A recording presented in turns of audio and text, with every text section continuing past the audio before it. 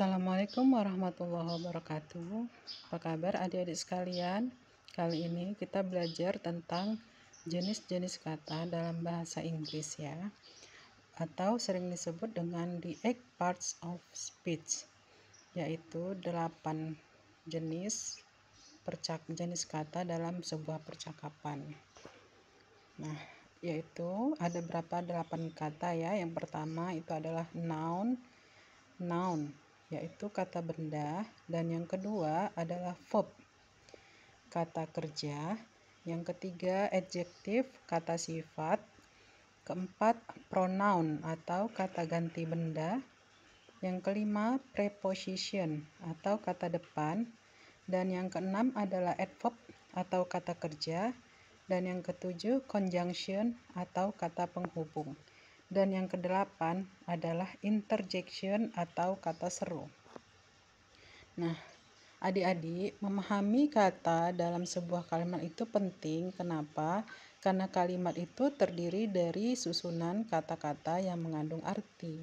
Jadi suatu kalimat itu terbentuk memang dari kata. Makanya kita harus memahami dulu apa itu kata dan apa saja kata-kata itu.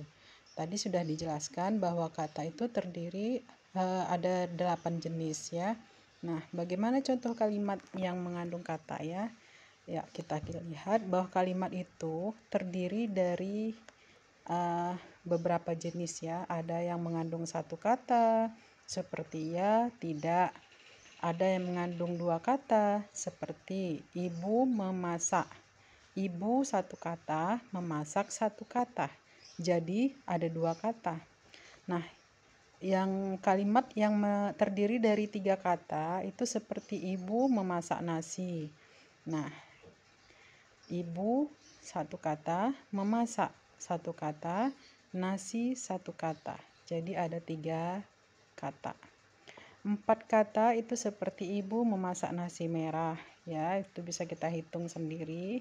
Nah, yang kelima kata itu seperti ibu memasak nasi di dapur. Nah, ke semua kalimat di atas itu mengandung arti seperti ya berarti bentuk persetujuan ya, tidak itu berarti bentuk pengelakan gitu ya, atau penolak gitu ya. Nah, ibu memasak itu sudah mengandung arti ya, dan kita paham bahwa oh berarti ibu lagi masak gitu ya.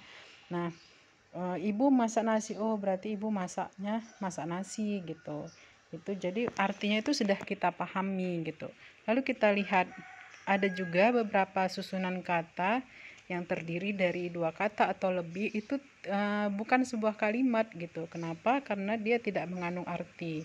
Misalnya seperti di bawah ini ya, masak ibu. Nah, masak ibu itu bukanlah sebuah kalimat karena tidak mengandung arti gitu ya. Mungkin banyak contoh yang lain, misalnya masak ibu nasi dapur di. Nah, itu kalimatnya berantakan dan acak-acakan, dan itu bukan mengandung sebuah kalimat. Jadi untuk mengatur sebuah kalimat itu perlu disusun secara pas ya. Nah, lalu kata-kata tadi ada 8. Apa aja itu dan apa maksudnya gitu. Yang pertama itu adalah kata benda. Kata benda atau dalam bahasa Inggrisnya itu noun ya. Kata benda adalah kata yang menunjukkan benda, baik itu benda hidup maupun benda mati, gedung atau bangunan, nama hari, nama bulan. Seperti kalau benda hidup itu terdiri dari ada manusia, ada binatang, tumbuh-tumbuhan, ada bunga-bunga, ada gunung, ada sungai, matahari, bulan, bintang, dan benda langit lainnya. Itu semua adalah benda hidup ya.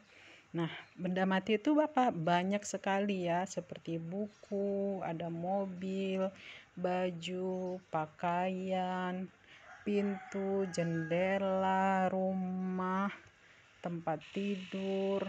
Wah, pokoknya banyak lah ya benda mati. Mobil udah tadi ya, kendaraan. Nah, semuanya.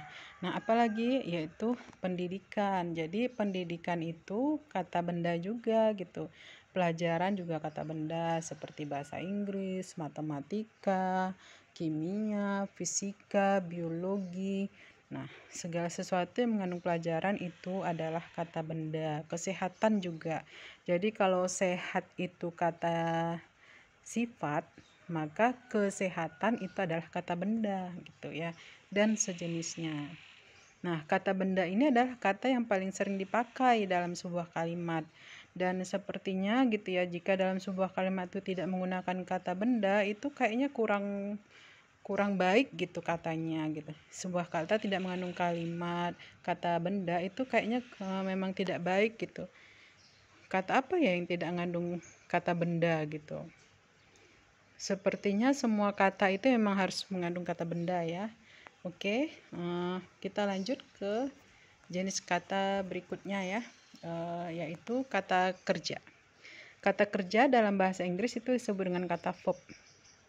Verb ya, yaitu kata yang menyatakan suatu perbuatan atau pekerjaan seperti memasak, belajar, tidur, pergi, dan lain-lain. Nah, dalam bahasa Inggrisnya, memasak itu bahasa Inggrisnya cook, belajar study, tidur itu sleep, pergi itu go, dan lain-lain itu h ya. Jadi semua kata yang mengandung kata kerja, baik dia tidur itu juga kata kerja. Nah, semuanya itu adalah verb namanya ya, kata kerja. Nah, dalam sebuah kalimat itu posisinya bisa sebagai predikat ya, predikat. Nah, yang ketiga jenis kata itu ada kata sifat, dalam bahasa Inggrisnya adjective, yaitu kata yang menyatakan sifat suatu benda ataupun pekerjaan, seperti baik ya. Baik ini menyatakan sifat suatu sifat manusia atau sifat binatang gitu ya. Misalnya Budi itu baik. Nah, Khadijah itu baik gitu ya. Kucing itu baik. Nah, itu menyatakan sifatnya benda ya. Nah, rajin juga gitu ya, sifatnya benda. Putih juga sifatnya benda. Mudah itu sifatnya pekerjaan ya. Pekerjaan itu mudah dilakukan gitu. Itu mudah itu kata yang menyatakan sifat suatu pekerjaan. Tua itu kata sifat yang menerangkan tentang benda. Gemuk juga, mahal, sulit, dan lain-lain. Ya, contohnya good kalau dalam bahasa Inggris ya. Good itu baik, rajin itu bahasa Inggrisnya diligent, putih white, mudah easy, tua old, gemuk fat, mahal itu expensive, sulit itu difficult, and age ya. Baik, kita lanjut ke kata berikutnya, yaitu kata ganti benda atau dalam bahasa Inggrisnya pronoun. Kata ganti benda adalah kata yang menggantikan sebuah kata benda.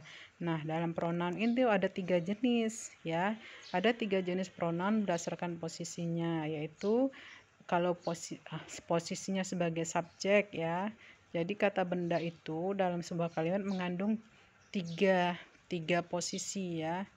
Ada mengandung sebagai subjek, dia sebagai objek, ada juga yang mengandung sebagai menyatakan milik.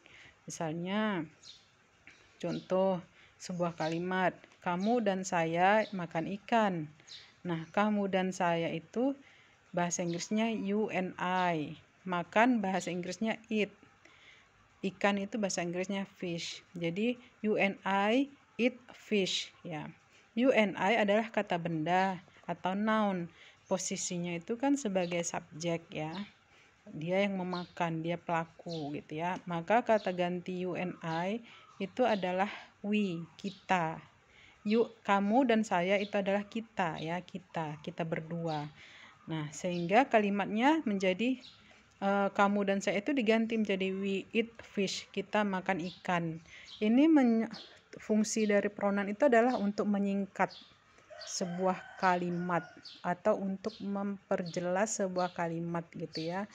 Dan tidak perlu lagi mengulang karena sudah dijelaskan di kalimat sebelumnya.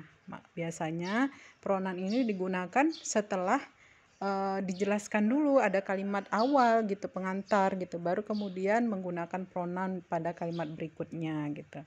Nah, kita lihat penggunaan kata kamu dan saya itu jika posisinya sebagai objek ya. jika posisinya sebagai objek. Contoh ya, guru memanggil kamu dan saya. Nah, tadi kan kamu dan saya itu sebagai subjek. Nah, di sini kamu dan saya itu sebagai objek. Kenapa? Karena guru itu sebagai subjeknya. Guru yang bertindak, guru yang berbuat. Jadi di sini posisi sebagai subjeknya itu adalah the teacher, guru. Memanggil itu calls, kamu dan saya atau kita itu sebagai objek. Lalu kalau sebagai objek, kata gantinya apa? Kata gantinya bukan we lagi tapi us gitu ya. Nah, untuk pembahasan pronoun itu perlu pembahasan khusus, nanti kita akan bahas kembali ya. Untuk selanjutnya kita hanya membahas dulu jenis-jenis kata dalam bahasa Inggris. Nah, yang kelima itu ada preposition ya. Kata depan adalah kata yang menghubungkan antar kata dalam kalimat. Misalnya dalam sebuah kalimat itu seperti tadi ya, you and I, kamu dan saya. Kamu dan saya makan ikan gitu. Itu kan satu kalimat dan ada penghubung yaitu and dan itulah yang menghubungkan antara kata saya dan kata kamu gitu. Nah, yang kata berikutnya itu kata keterangan, itu adverb. Adalah kata yang menerangkan kata benda, kata kerja, atau kata yang menerangkan sebuah kalimat. Misalnya seperti kata tempat, keterangan waktu, dan lain-lain ya. Itu keterangan ya, menerangkan benda. Misalnya, saya membeli buku itu pada hari Minggu yang lalu gitu. Jadi hari Minggu yang lalu itu adalah keterangan waktu ya. Nah, ini hanya untuk sekilas menerangkan tentang jenis-jenis kata ya. Yang ketujuh itu conjunction atau kata penghubung. Adalah kata yang menghubungkan kata, antar kata ya, frasa, antar frasa atau kalimat. Misalnya meskipun, dalam bahasa Inggrisnya itu although ya. Walaupun, akan tetapi itu but, bagaimanapun itu however ya. Jadi itu adalah jenis kata penghubung antara satu kata atau frasa atau satu kalimat ya, dihubungkan dia.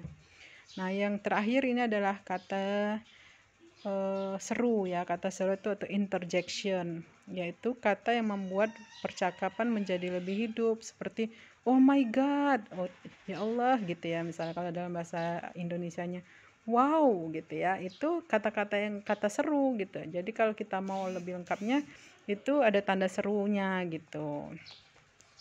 Jadi mengenal kata-kata ini penting ya, karena dalam sebuah kalimat itu terdiri dari beberapa kata, bukan huruf ya, bukan huruf. Jadi memang inilah pengantarnya sehingga kita bisa nanti membuat sebuah kalimat gitu. Dalam menyusun sebuah kalimat juga perlu adanya pengetahuan yaitu tentang grammar, dan itu akan kita buat lagi slide-nya nanti setelah ini ya. Oke, begitu saja adik-adik sekalian, mudah-mudahan bisa dipahami. Wallahu a'lam bishawab. Assalamualaikum warahmatullahi wabarakatuh.